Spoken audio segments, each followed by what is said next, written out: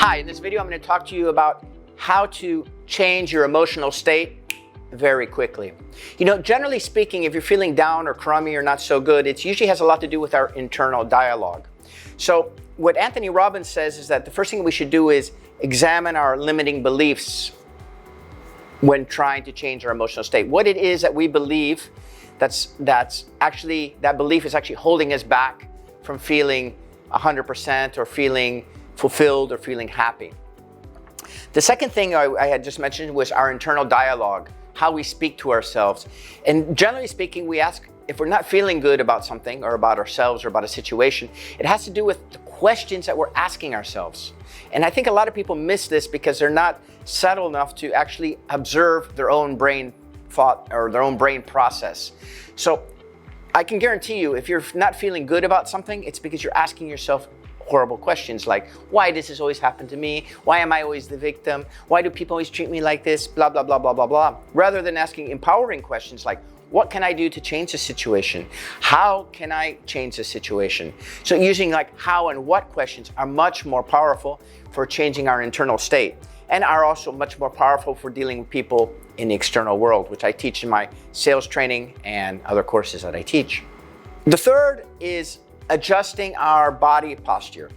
Amy Cummings from Harvard University did some research and showed that by using power poses, people felt stronger, that their levels of testosterone actually were increased, and they felt more confident in what they were doing.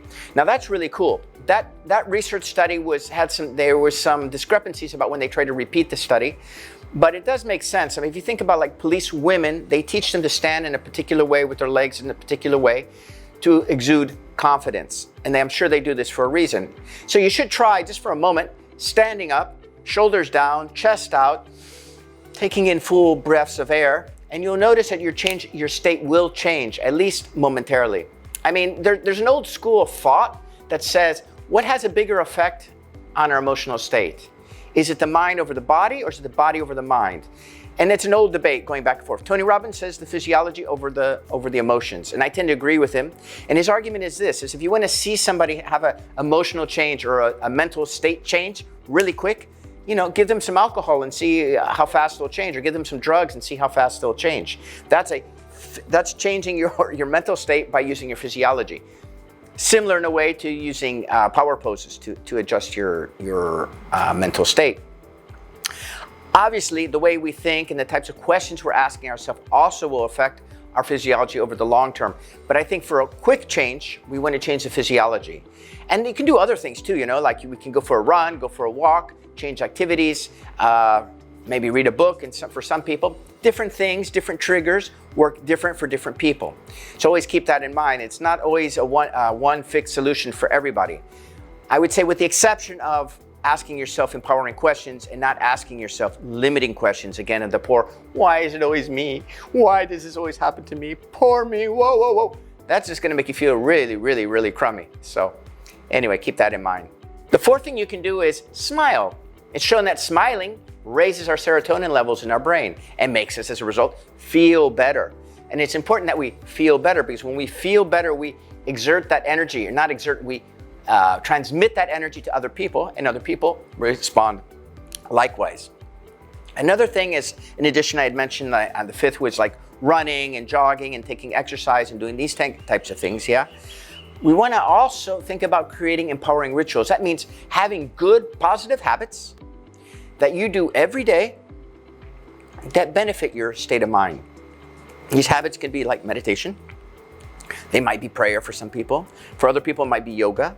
For other people, it might be running. For example, in the morning, I get up, the first thing I do, I go for a run. After I go for a run, I sit and I meditate between 30 minutes to an hour and a half, depending on what my schedule and how much time I have. And those two things are really critical. If I miss either of those two in the morning, my day isn't quite as smooth. Sometimes, obviously, because I'm traveling or something and I have to like reduce that or like skip the running, I have to choose either run or meditate. So usually I'll go for the meditation over the run, generally. And the seventh, I would say, is expectations. Expectations often set us up for disappointment. So if we go into a scenario or a situation expecting a certain set or a certain result, and it's easy to do. I mean, it's normal human nature. You go into a meeting, you go into a situation, you go into a social gathering, and you're expecting perhaps a certain outcome. But those expectations can really set us up for disappointment and disillusionment. So we should go in with kind of an open mind, and maybe curiosity is a great thing to have, and to say, well, it'll be interesting to see what happens today. Because at the end of the day, we can't control other people, and it's really difficult to control all external events. We can influence these external events to some degree, but we can't control everything. And trying to be either a perfectionist and make everything perfect is a great, great way to be really, really unhappy. I meet people all the time, and I can usually detect really quick if they're perfectionist. And I don't usually say much to them, but I already know the experiences that they're going to have in life because of that trait. It's good to do things well. And there's a saying in German, it's Wenn denn, means it's worth doing it, do it 100%, man. Do it right. And I agree with that 100%. But trying to find perfection in an ever-changing world that's always evolving, always changing. This world is never the same. Today will never be the same as tomorrow, and tomorrow will never be as yesterday.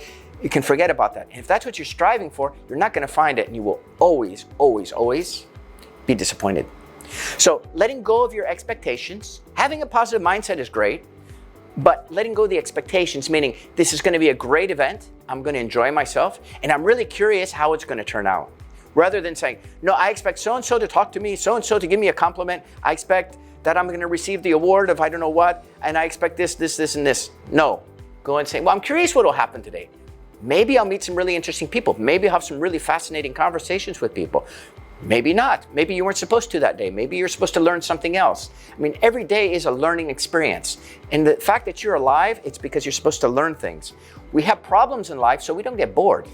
Believe me, if you had no problems in life, and I'm speaking from experience here, if you had no problems in life, life becomes a little bit monotonous and a little bit boring. So, love those problems. Be appreciative of those problems. Have gratitude in your heart for having these challenges you can overcome. Obviously, there's huge problems that maybe we don't want to face, maybe like major serious health issues or huge economic crises and things like that.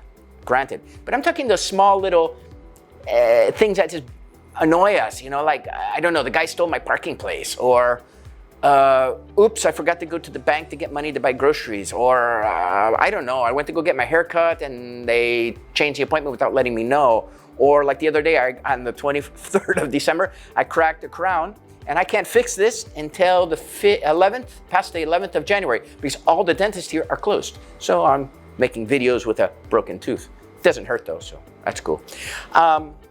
Anyway, so it's a matter of having a positive mindset in everything that you're doing, as much as possible. Nobody's perfect. And you can't say, I'm going to have a positive mindset 100%, 24/7, 365.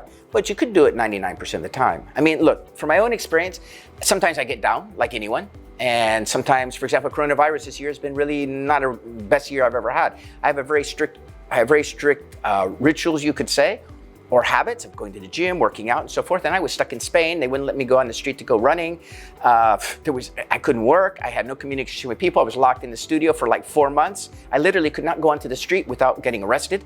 I mean, it was really, really a tough situation, right? So it was a challenge for me, because I love meditating and all these things, but I realized, gosh, more than 4 or 6 hours of meditation a day is like making me crazy. Yeah, I mean, I can't just sit there and meditate all the time. And I hate TV, and I don't like watching the news. I like to learn stuff, but it's the same thing. I like to be around people.